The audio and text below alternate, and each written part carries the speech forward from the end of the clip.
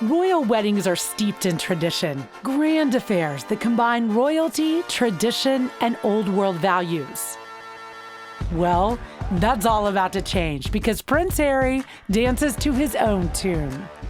Prince Charles to his son Prince William each chose the perfect British princess. Prince Harry took a different route in a very confident, independent, and drop-down gorgeous American named Meghan Markle. Well, very excited, delighted for them both. William and I are absolutely thrilled. It's such exciting news. Well, the Queen's happy about it. If she wasn't happy, she wouldn't have given her permission. This relationship with Meghan Markle was going to go all the way to the altar. We look at Prince Harry and Meghan and how they came together in a whirlwind romance. It's not about protocol, it's not about the family, it's about the two people who are in love. It's just always nice when someone who seems really cool falls in love and gets engaged. Super excited for her. Just an amazing surprise. It was so sweet and natural and very romantic. He got on one knee. Through expert opinion, we show you preparations from the royal venue to the cake and everything in between. We will also examine past royal weddings and how they compare to Harry and Meghan's.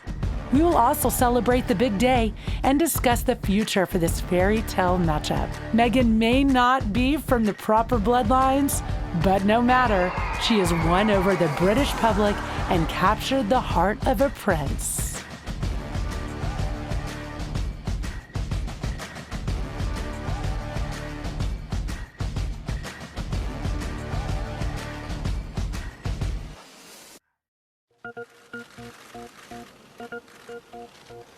When news of Prince Harry's new love, actress Meghan Markle, hit the internet, it rocked royal foundations and sent the press into a tailspin. This relationship with Meghan Markle was going to go all the way to the altar, that they had never seen Harry so in love, so head-turned, and actually so happy. In the absence of any denials from Kensington Palace or royal insiders, the world knew that the Bachelor Prince was serious about his new love. It's an incredible love story, isn't it? An American actress meets Prince Charming. An onslaught of questions began to form about the romance. Where did they meet? How long? And most important, who is Miss Markle? Meghan grew up in a family with not a lot of money. Her parents separated when she was 6 years old. Meghan is one of our own. You know, she started as kind of a real girl from Los Angeles. Meghan Markle is a very special, engaging woman. She's extremely clever. She's very sincere and very eloquent. And I think she's one of those people who everybody, when they meet her, falls in love with. Markle, a successful actress and philanthropist in her own right, had no problem dealing with the intense speculation regarding her romance. Meghan Markle is going to be a bigger interest factor than William's wife, Kate, because of the connection, because of the American connection, because of the fact of the divorce and this sort of film star, which generates so much interest. This is somebody who has been an actress for many years and who has become quite a big star, and also, you know, potentially could have become a really big Hollywood star. As the romance grew from strength to strength, the engagement announcement in November of 2017 was not surprising and celebrated worldwide. Not only was everyone excited about new blood being pumped into the royal family, but that the lovable prince, who struggled through years of emotional hardship, had finally found a home for his heart.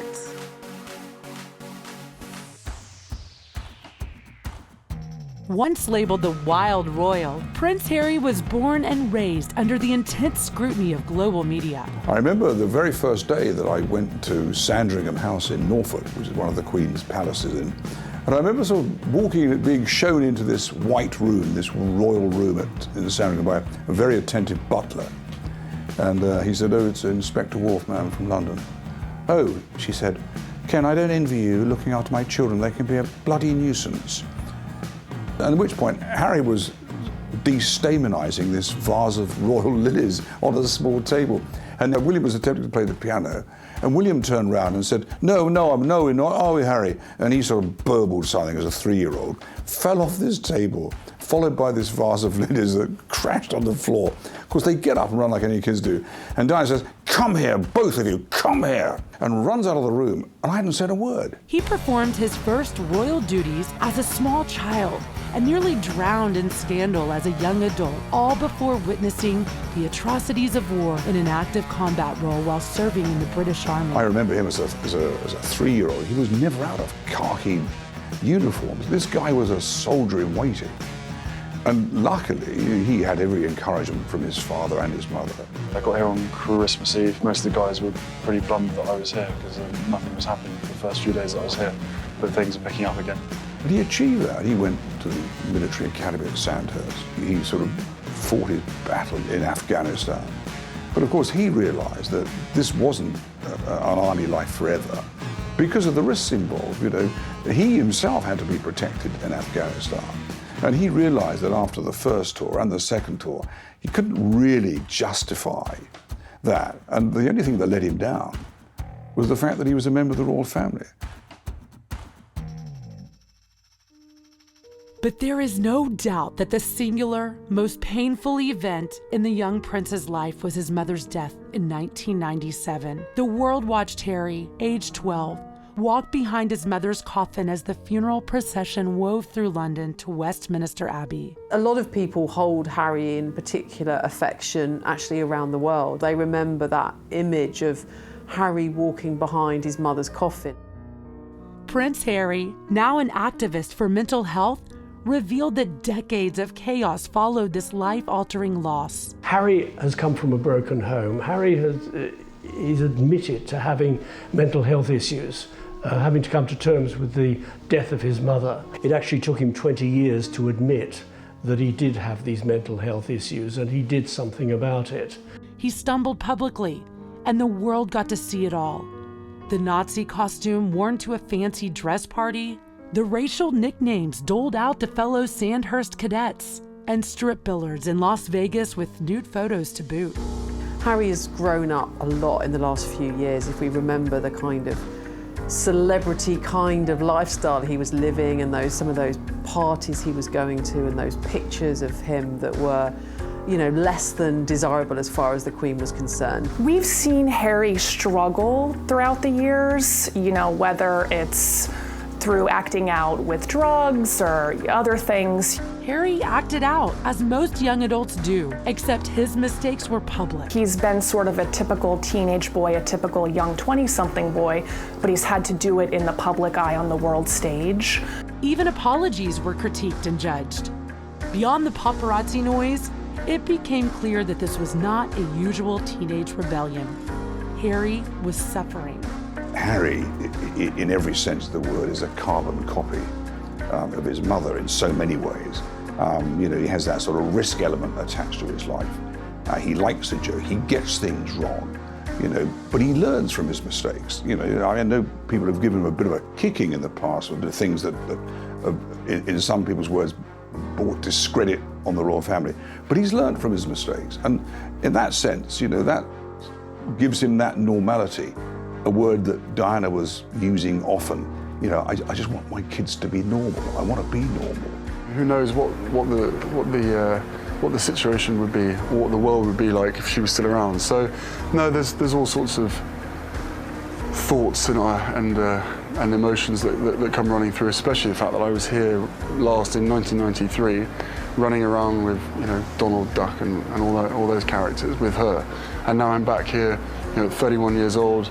And you know, try my best to make her proud. Harry's transformation has been actually a remarkable one because we've seen his life take really many different paths. We've seen him get into trouble for underage drinking, for smoking cannabis, for dressing up as a Nazi at a friend's birthday party, you know, for ending up without any clothes on more recently in Vegas. And each time these things happen, the public, I think, forgive Harry, and I think they probably forgive him because he's got a place in all of our hearts. I don't think anyone will ever forget that very, very striking and heartfelt image of him walking behind his mother's coffin. He was 12 years old when he lost his mother. Prince Harry found inspiration for change through the unconditional support of his brother, Prince William, who gave Harry a hearty dose of the candid honesty he needed. Amidst the turmoil of grief, adolescence, and life as a royal, the influence of Diana's passion for humanitarian work, and specifically HIV, remained with Harry. After visiting Lesotho in his gap year, Harry and Prince Seeiso of Lesotho formed the Sintabali organization in 2016. The charity started in 2006, and it was started by Prince Harry and also Prince Seeiso of Lesotho. And it followed a visit that Harry made in 2004. He spent a couple of months up in the mountains in Lesotho. It's a very remote area. And he was really struck particularly by the plight of the children there. So there are so many vulnerable children in Lesotho. It's a very poor country, and it has been affected very seriously by the HIV/AIDS epidemic. So 1 in 3 children are orphaned as a result of the epidemic. It's behind the scenes up in the mountains where the sort of volunteer nurses are doing sort of house runs to go and basically help these really sick people, not just kids but sort of elderly people as well, who are dying of AIDS, lying in their beds with no access to a hospital, no access to a clinic. Sintabali means forget-me-not in Lesotho's and was the word deliberately chosen to represent both Prince's late mothers. The work that we do in Lesotho and Botswana and soon Malawi is to provide a safe space for children who are living with HIV to be able to learn more about living with HIV, be able to build confidence and resilience about how they stay healthy. Why Lesotho was because he was there, and obviously he saw and witnessed himself the situation that some of the young people were in, and so he just responded to that. But obviously it does stem from interest in support in following on his mother started in terms of breaking down stigma around HIV. I asked friends of mine choosing where I should go for my gap year, and it was sort of based around what my mother had been doing, and I wanted to sort of carry that on. And what better place than to do it here? It's got a problem with AIDS, and there's lots of children. I'm sure she knew this place, but we decided trying to start something slightly new. Carrying the torch for his mother, the People's Princess, humanitarian work is critical in Prince Harry's role as a royal. Prince Harry's been very, very involved and very actively involved in the charity from the very beginning, from the very start. He regularly attends board meetings, he has to sign off the strategy. In addition to that, he loves being out in the field, and the reason for that really, he's got a real genuine empathy with young people, with kids. They really kind of are massively attracted to him. We've seen him with his nephew and niece. We've seen him with children, whether it's at Sintabali and Lesotho. We've seen him with children in hospital. We've seen him in nursery schools. We've seen him at schools. We've seen him with people at the Invictus Games. Harry is a people person, but there is something lacking in his life. Harry's mischievous nature has always won hearts, even while struggling on the inside. The prince's rugged good looks and charming ways attracted potential suitors. Chelsea Davy was one such lady and became Prince Harry's on and off girlfriend from 2004 to 2011. Chelsea Davy was a long term, but that fizzled out. I don't think Chelsea Davy was prepared to go into the Goldfish Bowl. Sometimes the timing just isn't right, and this relationship was not to be. In 2012, his casual dating came to a halt again when his cousin, Princess Eugenie, introduced him to Cressida Bonus. He was an actor. She didn't want to. She wanted to pursue an acting career. This relationship ended in 2014 when royal public life became too much for Cressida. There were points when I think most people thought that the relationship might end with an engagement, but actually neither of those girlfriends wanted the intense spotlight that comes with being a royal girlfriend. They didn't want that level of intrusion in their lives, and ultimately they weren't prepared to make the sacrifice that they needed to make to be with Prince Harry. Through ups and downs, Harry has been able to find himself, and now his soulmate. In 2016, when a friend in Toronto introduced Meghan Markle to a prince, perhaps in some way, the universe knew it was time. I didn't know much about him, and so the only thing that I had asked her when she said she wanted to set us up was, I had one question. I said, well, is he nice? Already a successful actress and well-known humanitarian, 36-year-old Meghan Markle is accustomed to living in the spotlight. But in November 2017, her engagement to Prince Harry triggered an escalation of media attention that the royal-to-be had probably never experienced before. It's the stuff of fairy tales, another fantastical royal wedding to inspire a nation. But sadly, the joy of this pending union has been splintered by the worst of those in the media since the news of their courtship broke.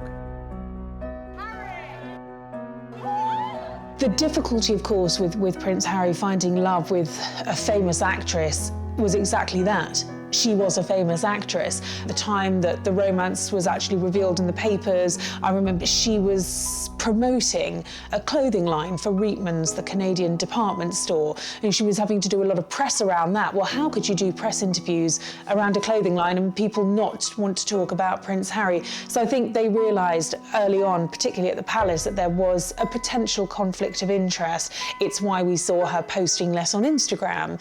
It's why we saw her eventually close down her lifestyle blog and eventually give up her career as an actress, which is what she's done to marry Harry. She's going to have to be very careful of what goes on social media now. I mean, it's a royal rule of thumb that there's no selfies. And we saw that in her first day out in Nottingham when she was taking photos with people. She was like, no, I'm not allowed, no selfies. Markle is a biracial American, an actress, and a divorcee. And while most people find this union a beautiful and refreshing reflection on what the 21st century should reflect, it made Markle an immediate target for the dark media, who were quick to release bigoted, racially charged slurs. There's a misconception that because I have worked in the entertainment industry that this would be something I would be familiar with, but even though I'd been on my show for, I guess, 6 years at that point, and working before that, I've never been part of tabloid culture. I've never been in pop culture. You know, Meghan certainly felt that the British press were out to get her. I don't think the press were out to get her as such. I think they were out to find out as much as they could about her. You know, her ex-husband being doorstepped, her mother having reporters turning up asking questions, all of her friends being contacted. I haven't met him, but I mean, I've spoken to Meg a couple of times. They're so happy and so in love, and it's so normal. And it's not a nice experience. It's one that Harry has spoken about and has always recognised. It's the one experience that immediately puts a potential girlfriend off, and of course it would do. That line between public and private life is almost non-existent anymore, and we will continue to do our best to ensure that there is the line. I tried to warn you as much as possible, but I think both of us were totally surprised by the reaction. Internet trolls pounced, and a media storm of sexist and bigoted articles were released. This appalling lack of decency made it impossible not to ponder the similarities between Meghan and Harry's late mother, Diana, Princess of Wales, who was the subject of such intense media scrutiny that most believe the paparazzi caused her tragic death. And those people that caused the accident, instead of helping, were taking photographs of her dying on the back seat. And then those photographs made their way back to news desks in this country. This was all pre-social media. You know, the genuine paparazzis were the guys with a camera around their neck, and the sort of Fleet Street mob, you know, the national newspapers.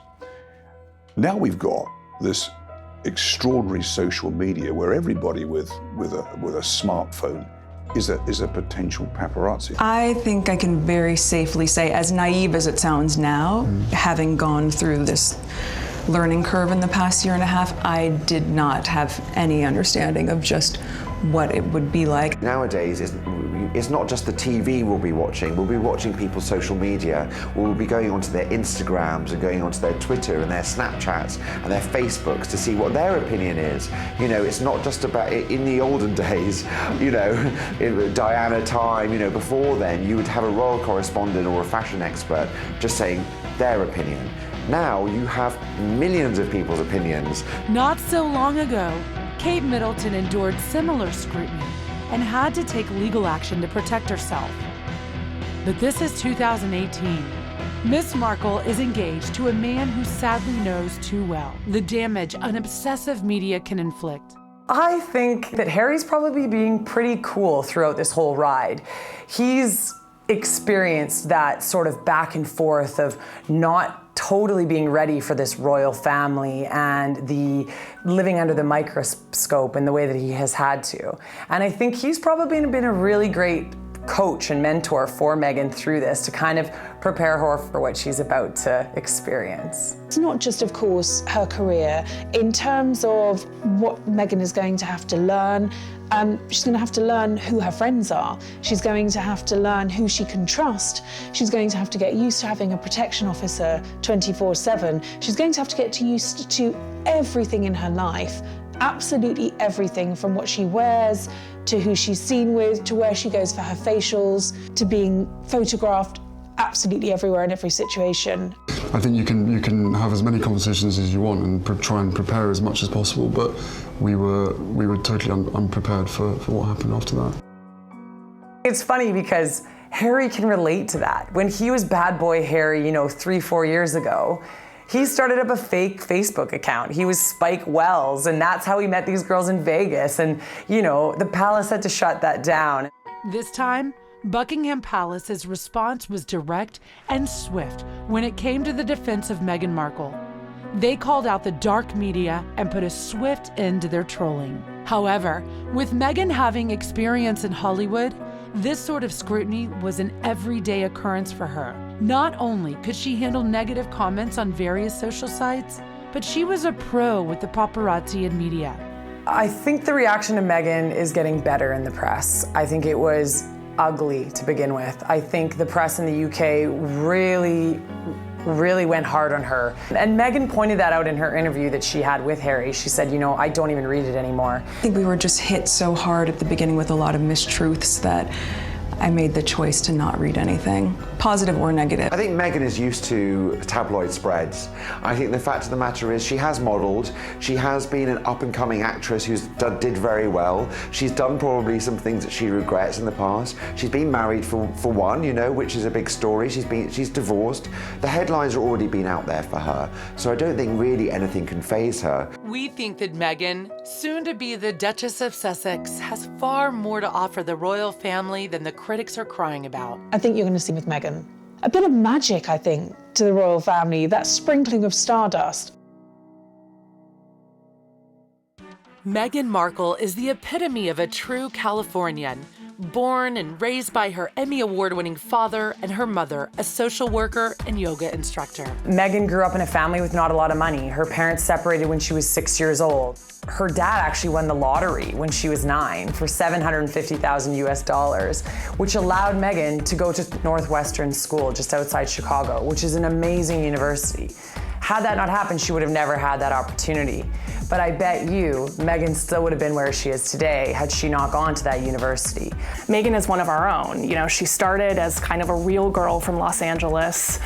She went to Northwestern, where she majored in theater and international relations. And then obviously she became a TV star, but she was still fairly below the radar for people that didn't watch Suits. So with Meghan, there is this sense of a real girl just like us, married into the royal family and ascended to this lofty position. Her heritage and a relatively privileged West Coast life seem to have given Meghan a unique lens through which she navigates the world. It's plain to see that she's worked tirelessly to carve out an incredible successful career with grace and elegance long before meeting her prince. There's also no need for concern by the royal establishment over Meghan's stamina for work. Her resume makes us wonder where she gets her energy. Working as a calligrapher to make ends meet while auditioning tirelessly alongside thousands of other acting hopefuls in LA and playing smaller roles for years. Meghan's tenacity paid off when she landed the role of Rachel Zane in Suits in 2011. There's a long list of things that don't qualify her to be a royal bride. But the truth is, if you delve a little bit deeper into who Meghan is and the roles that she's had in the past, she actually is quite a solid fit for Harry.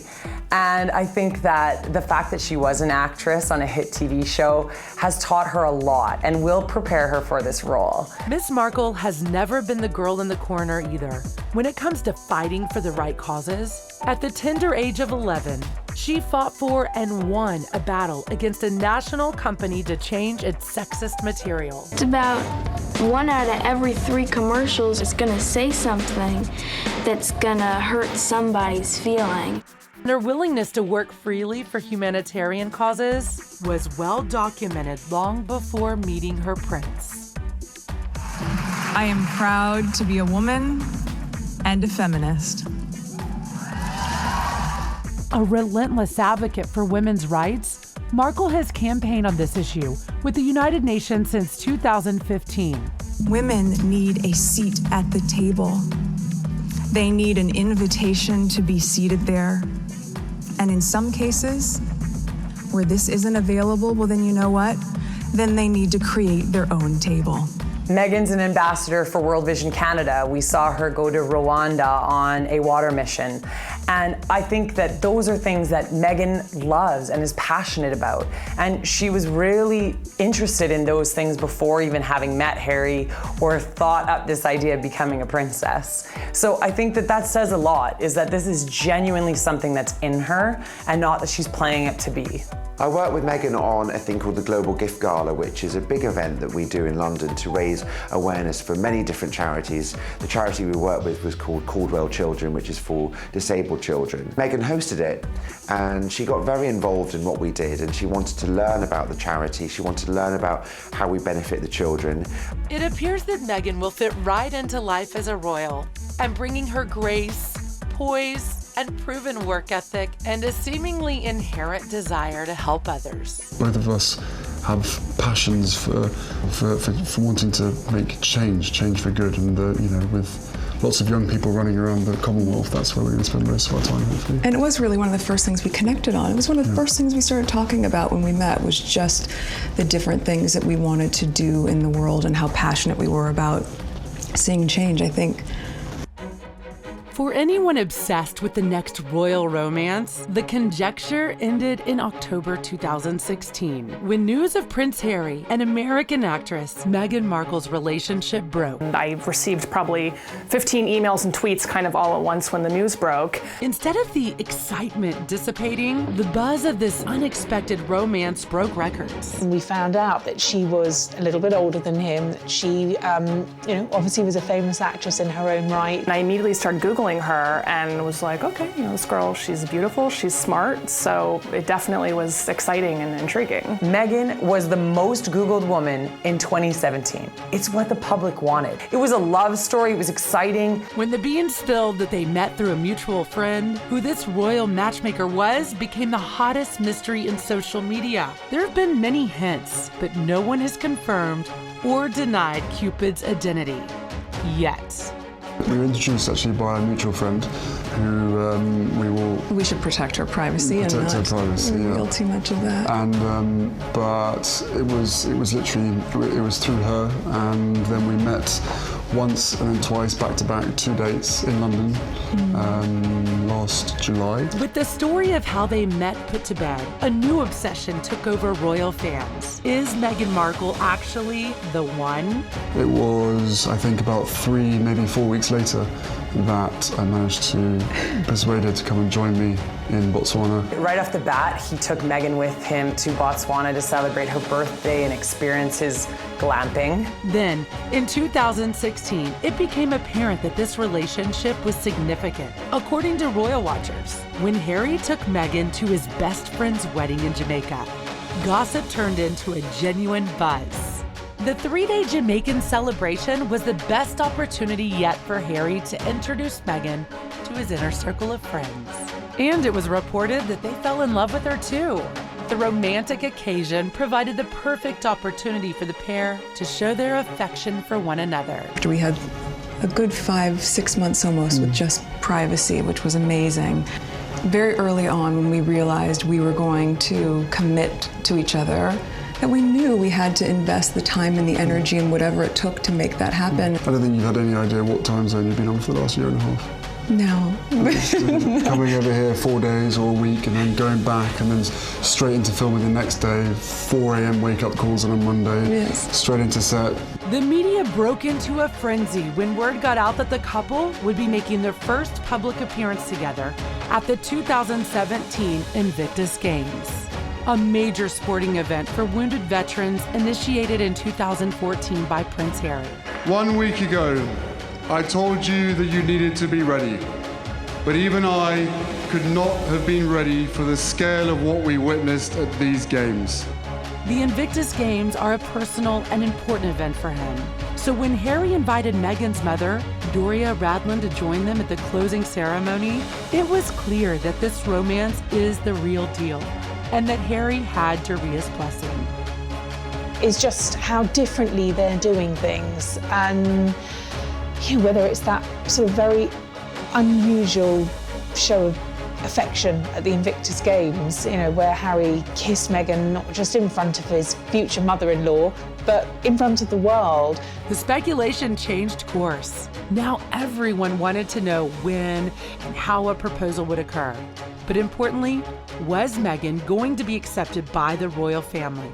And was the Queen going to permit such a union? I think the Queen's definitely excited about this. I think if anything, she's just more excited about the fact that Harry's finally going to now be off the market. I think there's no reason to think the Queen wouldn't be anything other than delighted about this marriage. She's a devoted grandmother. She played a critical role in Harry's life as a young man after Diana's death. Let's be honest, she's in her 90s, so she wants to make sure that everything's right before she goes. And I think she's doing it really well. She's become much more progressive, she's become much more relatable, she has allowed things that potentially might not have been allowed before to happen. She understands too that if the royal family is going to carry on, that we need to see them being modernised. We need to feel that we can actually be a part of their lives. Meghan had already met Prince Harry's father, Prince Charles, and his wife Camilla. She was now good friends with Prince William and Catherine, Duchess of Cambridge. I've been seeing her for a period of time when I literally didn't tell anybody at all. And then William was longing to meet her, and so was Catherine. So, they're being our neighbours, we managed to get that in quite a few times now. And Catherine's been absolutely wonderful, amazing, as is William as well. Fantastic support. And then my father as well. We had a couple of, no more than that. We had a handful of teas and meetings, and we've just had a really nice time getting to know them and progressively helping me feel a part of not just the institution, but also part of the family, which has been really, really special. The breasts were held at the prospect of meeting the Queen. We didn't have to wait long. When Harry whisked Meghan away on a birthday holiday to Botswana, the couple returned and made a beeline for Balmoral. The consensus is that it was at this summer residence of the Queen that Prince Harry was able to make a formal introduction to the 91-year-old monarch. It's incredible, to be able to meet her through his lens, not just with his honor and respect for her as the monarch, but the love that he has for her as his grandmother. All of those layers have been so important for me, so that when I met her, I had such a deep understanding and, of course, incredible respect for being able to have that time with her. And we've had she's an incredible woman. As the couple's relationship blossomed, sweeping changes were coming for Miss Markle and her 7-year stint playing Rachel Zane, the feisty paralegal in the hit show Suits. The show's creator, Aaron Korsh, and his writers carefully planned for what they saw as inevitable. They gradually wrote Rachel Zane out of the series. It's a new chapter, right? And also keep in mind, I've been working on my show for 7 years. So we were very, very fortunate to be able to have that sort of longevity on a series. And for me, once we hit the 100 episode marker, I thought, you know what, I have ticked this box, and I feel really proud of the work I've done there. And now it's time to, as you said, work as a team with you. Yeah. The anticipation of an engagement continued to build, and finally, a formal announcement by Clarence House was made. Meghan Markle would become a member of the British royal family. And tell us, how did you propose? Was it romantic? The occasion itself will generate global television audiences, news items. Already they're planning it. We're already, 5 months away. It is not lost us that a significant person is missing from this happy event. I spoke to a veteran royal reporter who spent years photographing Diana, who took the very first pictures of Meghan and Harry kissing at the polo last May. He said he hadn't taken pictures like that of the royals since Diana. Diana, Harry's mother, has striking similarities with Meghan Markle, and Harry thinks they would have been great pals. She would be over the moon, jumping up and down, so excited for me. But then, as I said, would have probably been best friends with Meghan. Diana would have liked the way that Harry had grown up. I mean, obviously, he was in his early teens when, sadly, his mother died in that tragic accident in Paris. But, he survived that. He, as a young lad, walked behind his mother's coffin, in front of the sort of world's media. And he talks about it openly now. And so in that sense, his mother would have been exceptionally proud of him. Well, I think Diana would be thrilled to see William and Harry settle down with, two really perfect brides, actually. Kate is so perfect for the role that she has to fulfill. And I think Meghan's, going to be a great success at all. And she's already proved to be very suitable in so many ways. They make the princes happy, and I think that's probably more important to Diana than anything else. She said she wanted them to marry for love. Diana was a very hands-on individual, so in that sense would have been delighted with the way that William had found his love, his wife at university, and in the same way that no pressure was put on Harry to find his life. Obviously, not being able to meet his mom, it's so important to me to know that she's a part of this with us, and I think in being able to meet just different people who are so important to his mom, I'm able to, in some way, know a part of her through them and, of course, through him. But Prince Harry found a way to ensure that a part of Diana will always be present, and designed a ring that used 2 of his mother's diamonds with his own from Botswana. The ring is a beautiful legacy both to their union and Diana. The ring is obviously yellow gold because that's her favourite, and the main stone itself are sourced from Botswana, and the little diamonds either side are from my mother's jewellery collection to make sure that she's with us on this crazy journey together. And it's beautiful, and he designed it. It's incredible.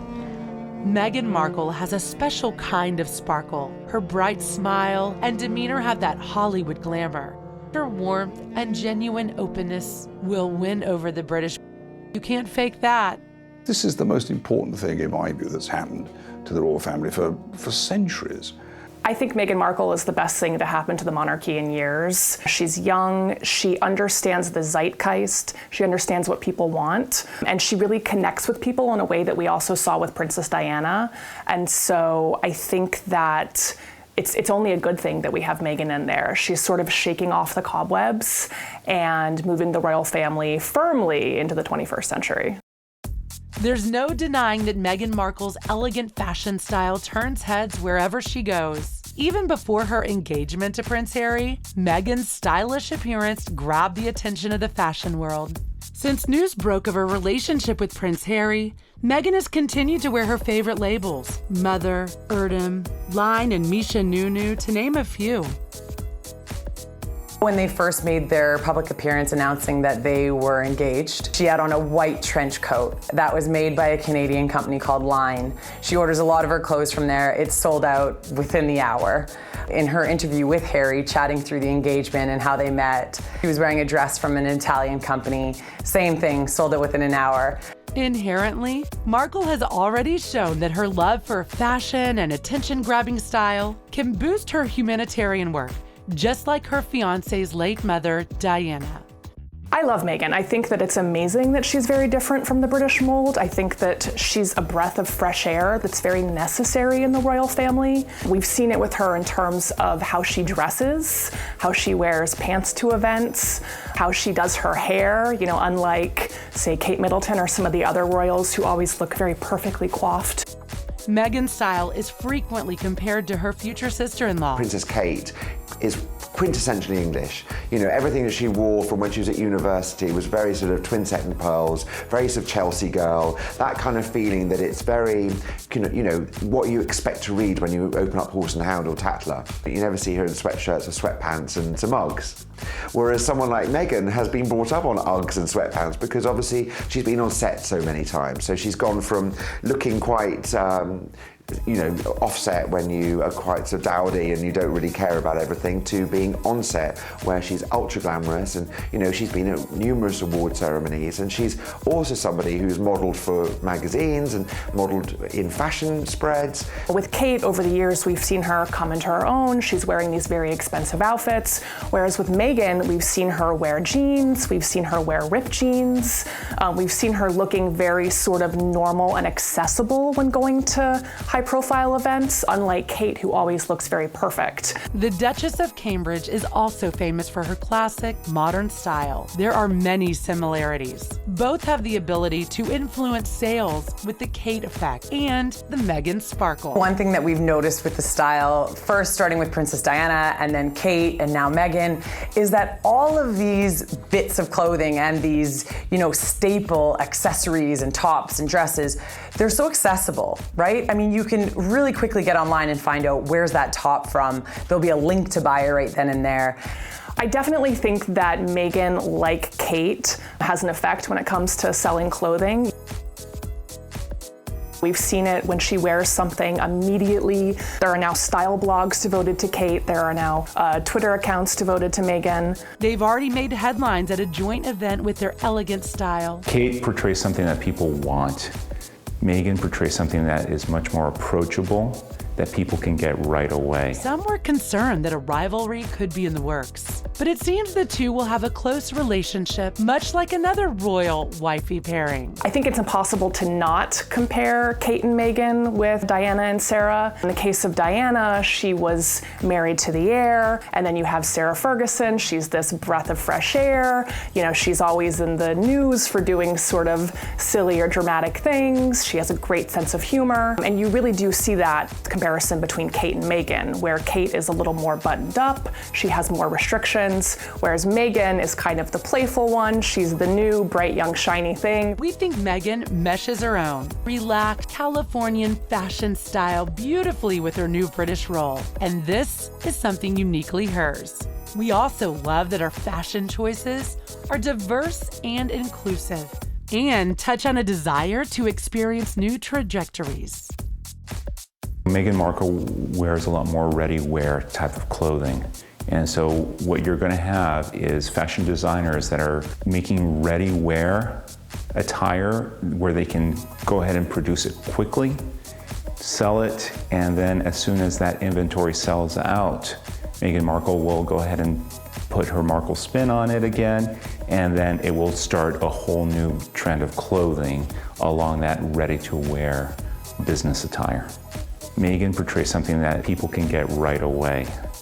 And so it's something that people can find at their local department store, whether it's Nordstrom's or Macy's. Oh, do I love Guilty as charged. online shop. Of course, especially with our hours too, So as admins, easy. right? It's like if I have downtime in my trailer. Speaking of trying new things, Meghan is a huge fan of wine. Her favorite, a Tignanello, led Meghan to name her former blog, The Tig.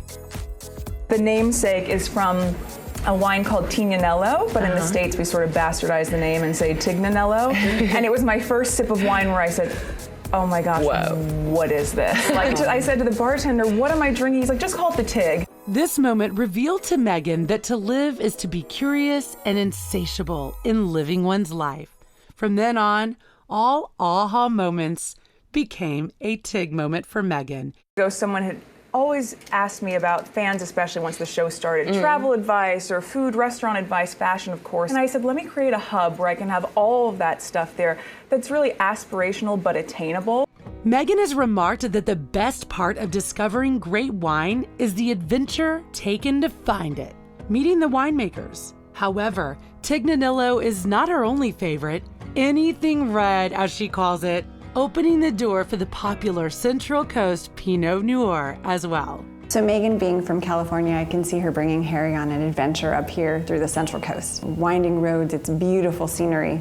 So I can see them coming, kind of finding the different spots that they like. Pinot Noir is a varietal, and it is one of those grapes that is very engaging and captures your.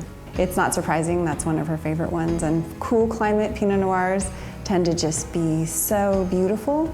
They have such pretty notes and cherries, cherry blossoms, some hints of raspberry, some red currants. It would definitely be something that I see Meghan and Prince Harry enjoying together. Meghan is also a self-proclaimed foodie. Her philosophies on food and eating have the potential to become an incredibly positive influence on young people. Meghan advocates lifestyle eating over dieting and is open about her years of teenage angst about weight and beauty. We love that she's such a fantastic role model, but is also not afraid to burst out the treats now and then. Markle's instinctive humanitarian side led to her adoption of Bogart and Guy, her two canine companions. I have two dogs that I've had for quite a long time, both my rescue pups, and one is now staying with very close friends, and my other little guy is, yes, he's in the UK. He's been here for a while. Okay. They say that dogs have the innate ability to judge good and bad, and even the royal corgis, usually the toughest audience of all, according to Prince Harry, have embraced Meghan into the royal family. For the last 33 years being barked at, this one walks in absolutely nothing. Just laying on my feet during tea. It was very sweet. And it's just like, oh. That definitely scored a few points with the Queen. Boom. However, it hasn't all been smooth sailing for royal romances. Many eyebrows were raised when it was revealed that Meghan Markle was not only American, but a divorcee. This royal union is a case of love comes first, as it was with King Edward, whose actions may have helped pave the way for this love story to unfold. The inevitable comparison between Meghan and Wallace Simpson has of course been made in the press because Meghan Markle will become the first American divorcee to marry into the royal family in 80 years. Fact, times have changed. Of course, for some people, you know, that immediately creates parallels because they think of the last time an American wanted to marry into the royal family, which of course was Wallace Simpson. And people draw parallels and say, oh, but isn't it amazing how far we've moved on? And actually, I mean, yes, we have, but Edward VIII was king at the time that he wanted to marry Wallace Simpson.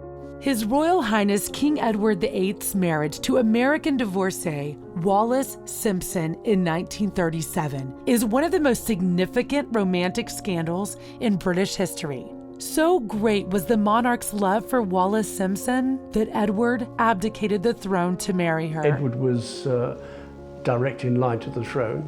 He gave up his throne because he wasn't prepared to be king without, as he put it, the help and support of the woman he loved.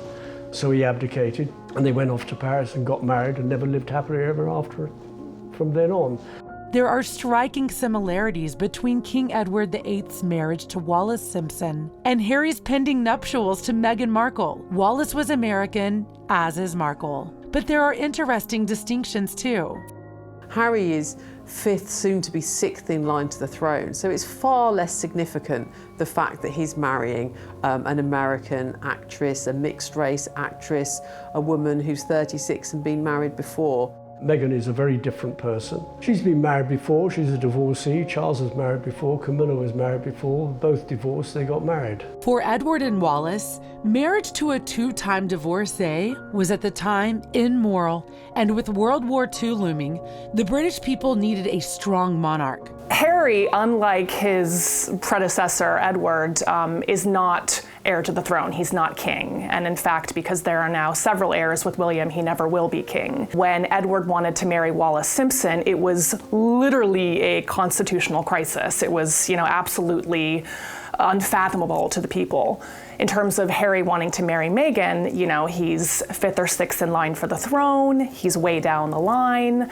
There isn't really the worry that we'll have an American queen on the throne. So I think that Harry has a lot of flexibility and freedom in being able to marry for love instead of having to have an eye toward duty. A lot of comparisons have been, you know, floated about Edward VIII and Wallace Simpson. Well, of course, that was in the 1930s, 1936. We're looking at a totally different royal family then. You know, this was a non-starter.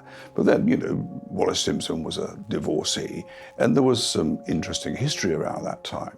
But the royal family have progressed, you know, following his abdication. The responsibility of the monarch was to the Church of England, and the church had no time for a divorcee as future queen. It was a stigma. You talked about it in hushed terms. If somebody was divorced, you thought, oh, no, I'm not terribly sure I can socialize with that person.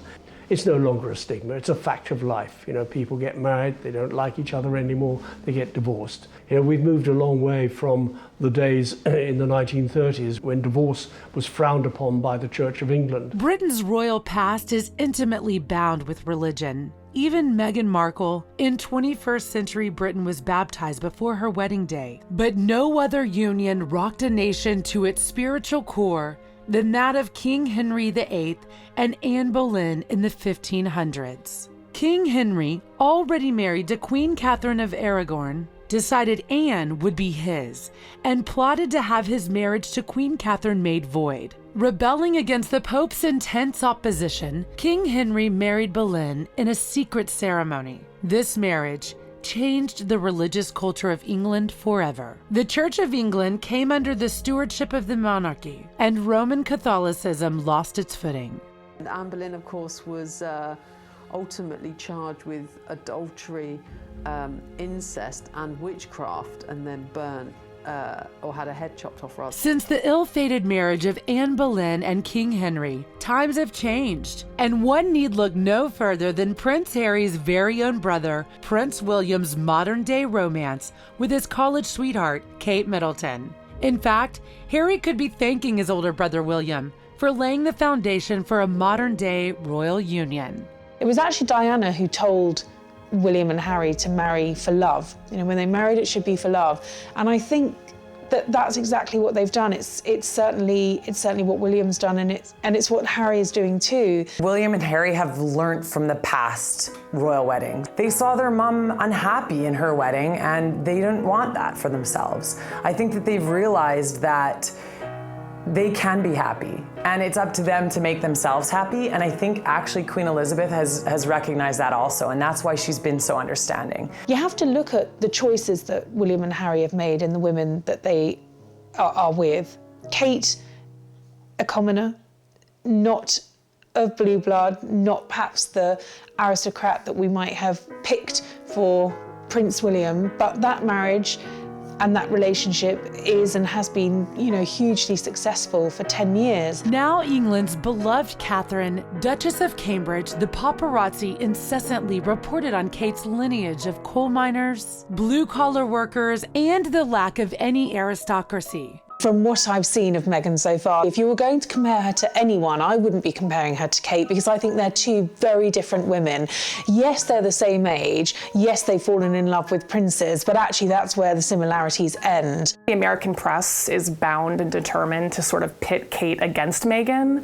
But the fact is, they're very different people. Meghan marries into the royal family, a famous actress in her own right, a divorcee, she's got history, you know, there's a whole background to her, whereas, you know, Kate married in, I almost say, a blank canvas. You know, her longest term relationship of 10 years was with Prince William. She didn't have a full-time job as such. Kate is a mother, soon to be mother of 3.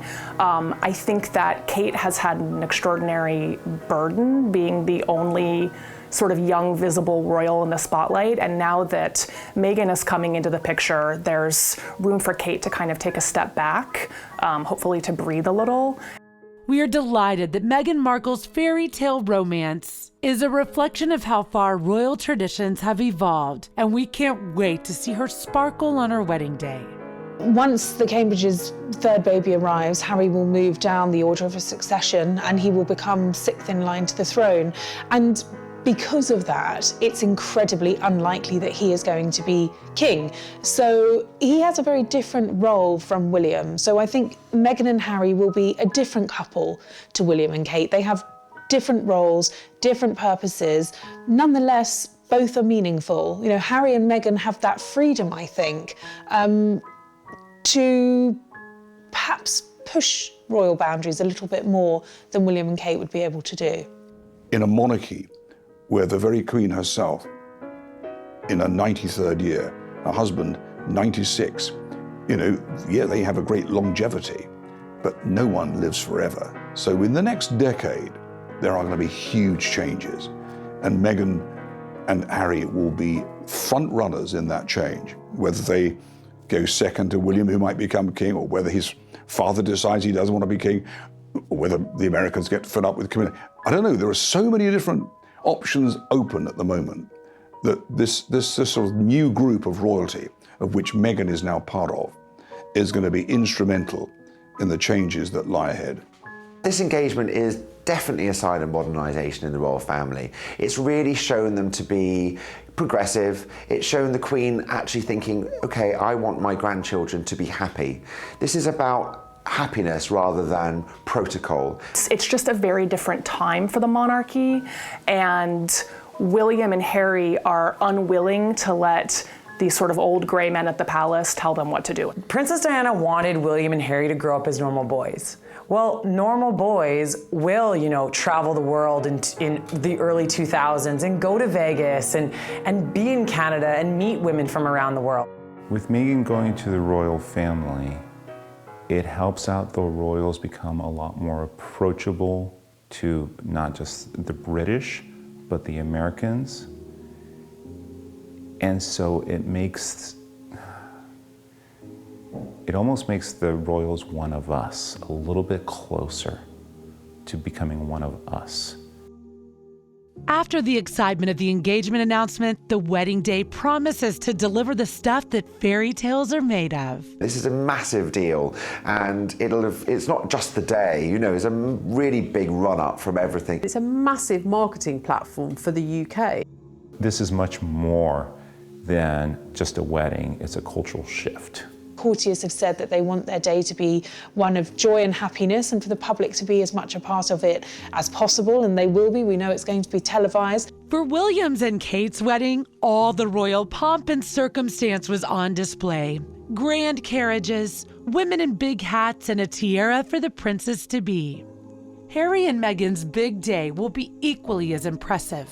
She's going to be seen by billions of people. The whole world is going to take a picture of her and watch her. So it's very important to make sure that you look perfect. So she will rehearse her look probably 2 or 3 times before she actually gets to the day before the wedding.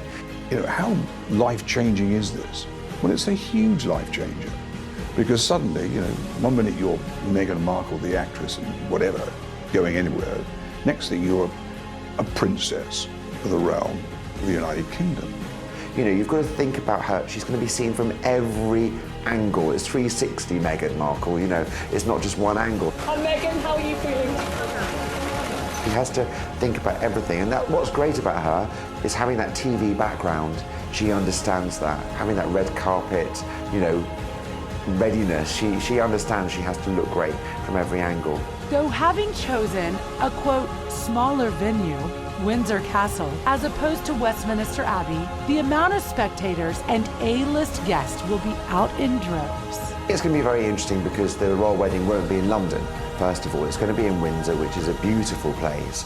But I think what's going to be very interesting is, first of all, how are the massive crowds going to be managed? Because that whole place is going to be full of so many tourists, so many people from London coming up and wanting to see or get a glimpse of the royal family. For Meghan, there has been a great deal of speculation as to the designer of her special wedding gown and who exactly is on her guest list. She is known to have quite the A-list of friends and work associates. I doubt whether she'll be wearing the dress that she wore in Suits, but I do think she'll be, and I think, you know, also there's a lot of, she's got to live up to what Princess Kate wore. you know, which is was a most amazing dress by Sarah Burton, you know, fantastic. And again, even with Pippa Middleton, you know, that dress was talked about for years afterwards. So I think there's a lot of pressure on her, and I think also she has to look traditionally English, but also, as we've just said, she's American. So American style is a little bit different from the UK style. So I suspect there'll be a bit of a fusion between the two, and hopefully the crew will be happy. She'll probably tear a page out of Kate's book, actually.